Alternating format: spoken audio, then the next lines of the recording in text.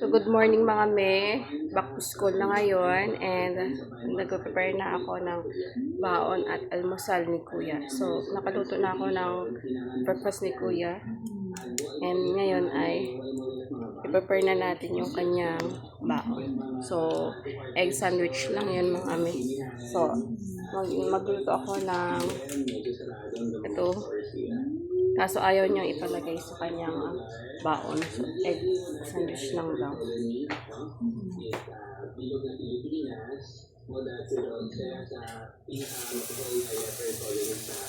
So, magluluto lang ako dalawa para dun sa dalawang toddler ko.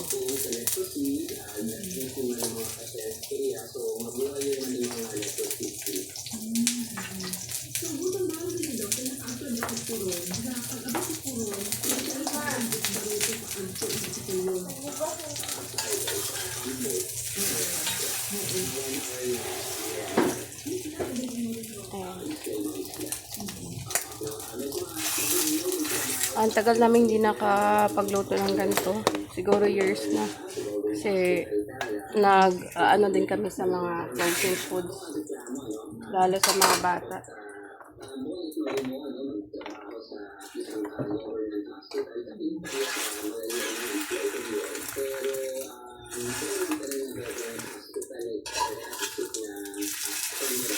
Twice a week or once a week kami sa frozen foods sa mga bata.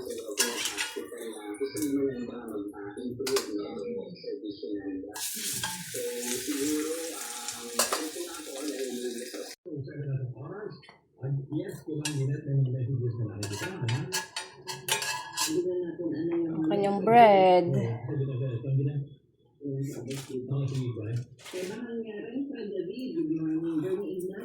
Hindi ko lang sa kawali iniinit.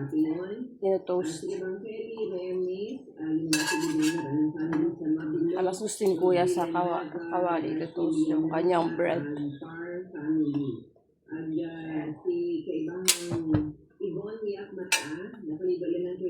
Ayan.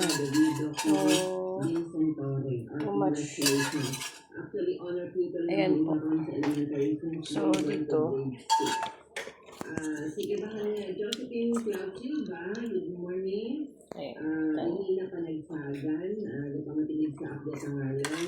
Good morning na pala sa panagsagan, family na sa Afga, Lasco family sa Libas, Banga, at Maria Teresa Lasco sa San Luis. Ganyan lang. At sige ba ni Jen sa Albidia, shout out ko na sa family sa Albidia at sa Dinay. Julie Ibani, good morning. Gating natin sa kalimbahan mga to. Good morning ng kikimang Sara Villanueva, John Mardaroy, at sige lang Emma Apolinario, coffee ko no. Mo pa lang ako na Yan, bumili ako lagay ng kanyang sandwich. Yan, para madali niyang makuha. So, okay na ito mga me. Yan, may tira tayong konti para sa dalawang kids.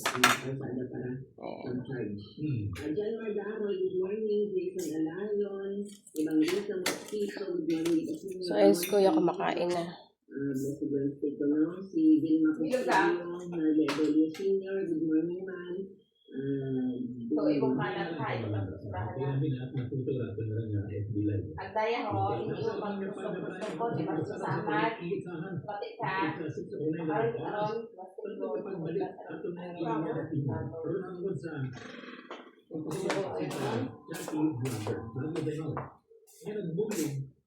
27 anos nga babae nga si Alice Dovi. Nagka-diferensya sa Pumilo. Nagka-banaluto iba ako na eh. Yung kanil na tako ang pamilya, ang hindi ka sa isip nito. Kaya ato lang na iba siya lang, nagkatapos siya may tarong nga reminders. 6-10 hours. Eat muna ako ng tubig. Kuya.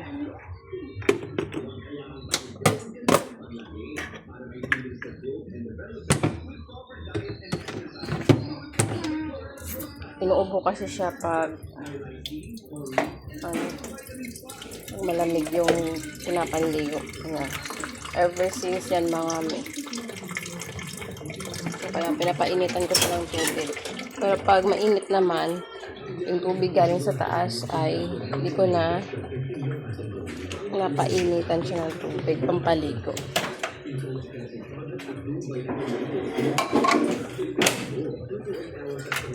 So, iligpipin natin tong natirang pinaglutuan.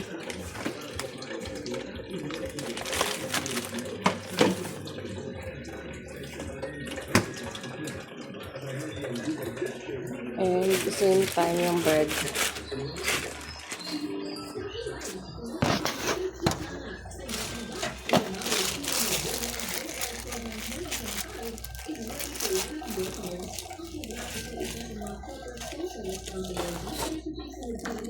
Yung bread, ay, nilalagay ko sa fridge para tumagal yung lifespan niya. Hindi siya madaling mapulot. Ayan. Although, di pa naman expired, pero mas better ilagay sa fridge para hindi siya mag-mold. Ayan. Kakatipid ka na. Bihira lang kasi kami mag-bread. Mga bata lang at baon ni Kuya. Ayan. So, prepare na natin yung kanyang damit. Dapat kagabi ko siya pinipare. Kasi makita kami. So, today is Wednesday. So, sila? Hindi sila mag-uniform. So, ayan lang.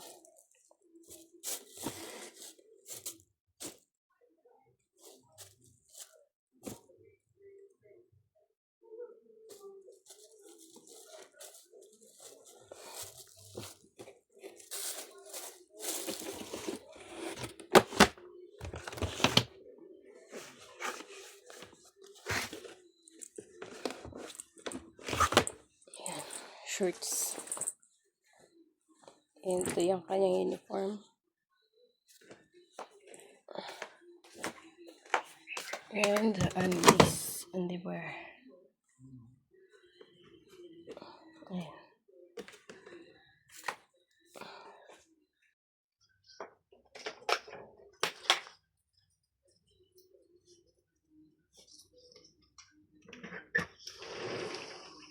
Ito yung room namin, mga mi. Walang natutulog dito. So, room namin to ng partner ko. Para master's bedroom namin to. Ito sa baba. Pero di kami natutulog dito. Sus namin dun sa taas. Kasama yung mga bata. Yung pinagtulugan namin sa taas ay play area ng mga bata room. Yung room na yun. So, ginawa namin tulugan muna. Kasi nga, hindi pa tapos yung 2 kwarto doon. Tagal-tagal pa yun, mga mi. Kakapagod na. Kakapagod pa. Paggawa ng bahay. Kakapagod gumastos. At kakapagod asikaso sa gumagawa. Ang hirap, mga mi, no? Kasi ako lang din. Pag nasa duty yung partner ko, so ako lang mag-isa nag-aasikaso, nagluluto ng almusal ng mga nagtrabador, lahat. And, ayun. So, kapag stop muna tayo. Bukod sa wala pang budget na sakto, ay kakapagod. Nagpagod pa ako. So, yun mga. Nung kahit buntis ako noon kay Polly at kay Ash, ayun. Sagsagan na nung pagpapagawa namin ng bahay. Kasi nga, kaya nagstay na kami dito habang ginagawa. Or hindi pa tapos ay nagstay na kami dito sa bahay. So, paunti-unti, dito na kami. Paunti-untong ginagawa yung bahay, dito na kami nakastay. So, ID ni Kuya ay sira-sira na. So, hindi na ako nakapagbili ng bago. Ayusin ko lang muna. Yung ID lace niya, sira na to. Yan, mga me, nagising ng aking bulinggit. Ayan, nagnawa na naman siya. So, hindi pa ako nakapagtapos na mag-ugas ng kanyang feeding bottle.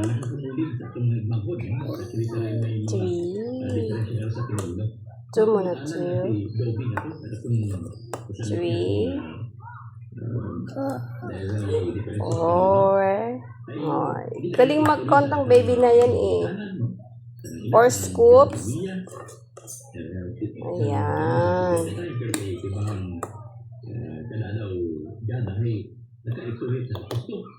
Ayan, done na.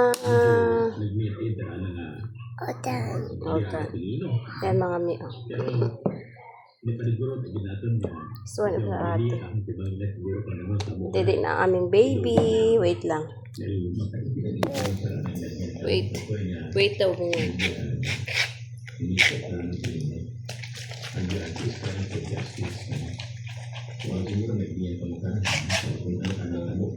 Ayan. Kay ate.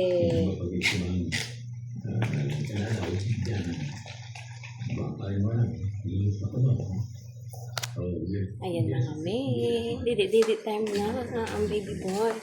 Mabuot at bagot to nga ano, medyas. Magsusok sapatos.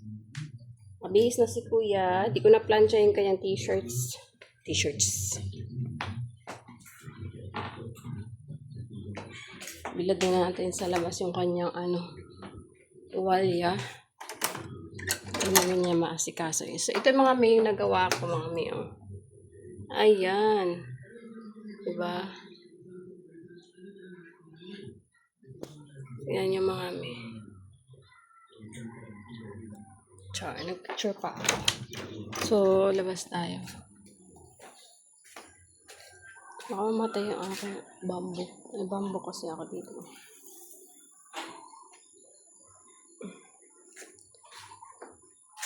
May araw na talaga mga may. Nasira na yung namin sa bubong. Ay, sa para hindi sana diretso yung tubig pag umuulan. So, bebe, ito ilagay sa ito. Be, Leah.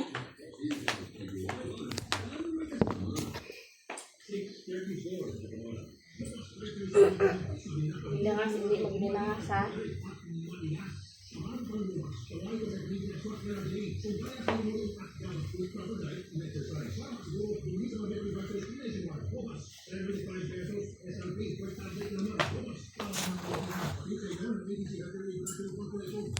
So, ayan mga me, that's it for today mga me. Ganap sa buhay ko sa morning. So, mamaya maglalampaso pa ako. And, kasi magtutupi-tupi doon sa kwarto. Sa mga labahan na nilaban ko. Yung labahan. And, basta kung ano pwede gawin. And, upo na dito sa aking trono. Yung aking trono, nilipat ko dito mga me. Sa gilid. Kasi nakaraan doon ako pwesto. Mahirap magulo sa aming maliit na sala. Thank you for watching mga me. God bless.